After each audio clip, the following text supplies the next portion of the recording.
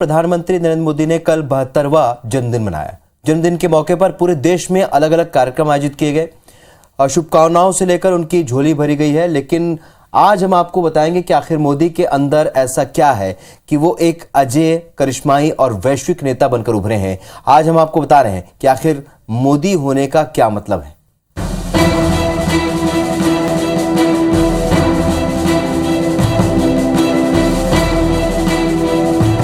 नरेंद्र दामोदर दास मोदी एक ऐसा नाम जिसकी पूरी दुनिया मुरीद है।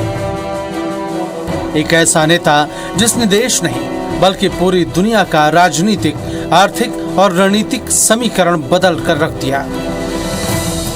और एक ऐसी शख्सियत जिसने भारतीयता को वैश्विक मंच पर नई पहचान दिलाई। आज पीएम मोदी का जन्मदिन है, इसलिए उनके नेतृत्व में लिए गए उन फैसलों के बारे में जानने की कोशिश करेंगे जिसने भारतीय अर्थव्यवस्था को बुलंदियों पर पहुंचाने में बड़ा योगदान दिया।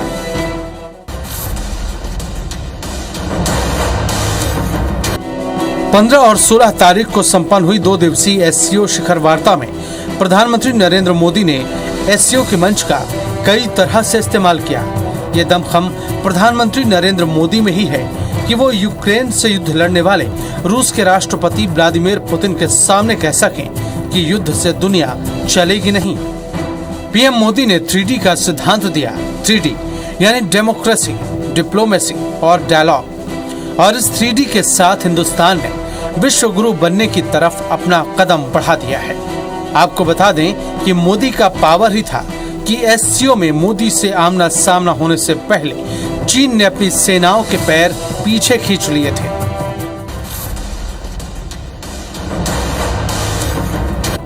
चीन जैसे अड़ियल को भी भारत झुकाने और चीन की सेनाओं ने पूर्वी लद्दाख सेक्टर में पेट्रोलिंग पॉइंट 15 के पास गोगरा हाइट्स हॉट स्प्रिंग क्षेत्र में डिसएंगेजमेंट प्रक्रिया पूरी कर ली है। यही नहीं, दोनों पक्षों ने गतिरोध वाली जगह से सैनिकों के वापस लौट जाने के बाद एक दूसरे की स्थिति का वेरिफिकेशन भी पूरा कर लिया। यही नहीं, एससीओ की शिखर वार्ता में प्रधानमंत्री चीन के राष्ट्रपति से भी नहीं मिले। मोदी सरकार के फैसलों ने आर्थिक और व्यापारिक मोर्चे पर भी चीन की हेकड़ी निकाल दी। चीन के सामने मोदी सरकार और राजनीतिक इच्छा शक्ति चट्टान की तरह खड़ी रही।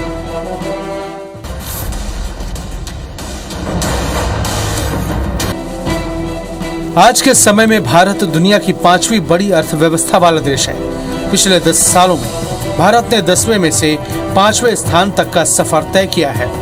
उसमें से 8 साल मोदी सरकार के कार्यकाल के हैं। भारतीय इकोनॉमी को इतनी बड़ी उपलब्धि दिलाने के लिए केंद्र की मोदी सरकार ने कई बड़े फैसले लिए हैं, जिसने देश की विकास दर को रफ्तार देने का काम किया है। कोरोना महामारी जैसी आपात स्थिति के बाद मोदी के नेतृत्व में देश के विकास में तेजी से वापसी देखी गई।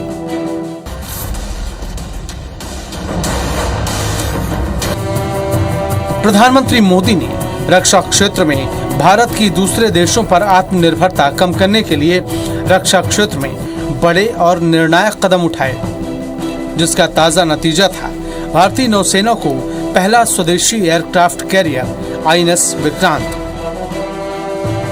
यही नहीं, भारत में बने तेजस की तो दुनिया मुरीद है।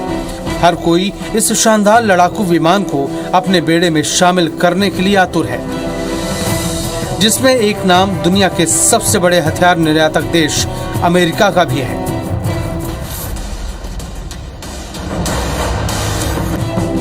प्रधानमंत्री नरेंद्र मोदी ने 2014 में देश को आगे बढ़ाने के लिए आत्मनिर्भर भारत अभियान की शुरुआत की थी। उनका लक्ष्य घरेलू विनिर्माण क्षमताओं को बढ़ाना था।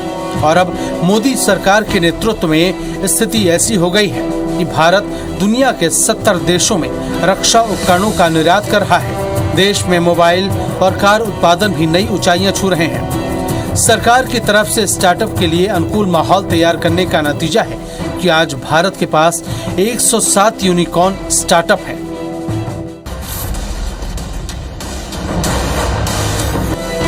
मोदी हमेशा से ही विरोधियों के निशाने पर रहे हैं, लेकिन अपने राजनीतिक फैसलों से वो कभी पीछे नहीं हटे। चाहे वो कश्मीर से 370 हटाना हो, एनआरसी और सीएए का मुद्दा हो, पूरे भारत में एक टैक्स लगाने वाली जीएसटी व्यवस्था का हो या फिर नोटबंदी जैसे फैसले हों और चाहे कोविड काल में लॉकडाउन जैसे कड़े कदम हों, नरेंद्र मोदी ने कभी आलोचनाओं और राजनीतिक विरोधियों की परवाह नहीं की। नरेंद्र मोदी ने कभी दुनिया के रुख की ओर ध्यान नहीं दिया, अपने देश और देशवासियों के हितों को प्राथमिकता दी, जिसकी झलक अभी हाल ही में अमेरिका और यूरोप के दबाव को दरकिनार करते हुए रूस से तेल खरीदने के फैसले में दिखी थी। मोदी जो कहते हैं दुनिया सुनती है, मोदी जो करते हैं दुनिया सराहती है, और मोदी जो चाहते हैं उस पर दुनिया का कोई भी देश उंगली नहीं उठाता। Bureau report, IBC 24।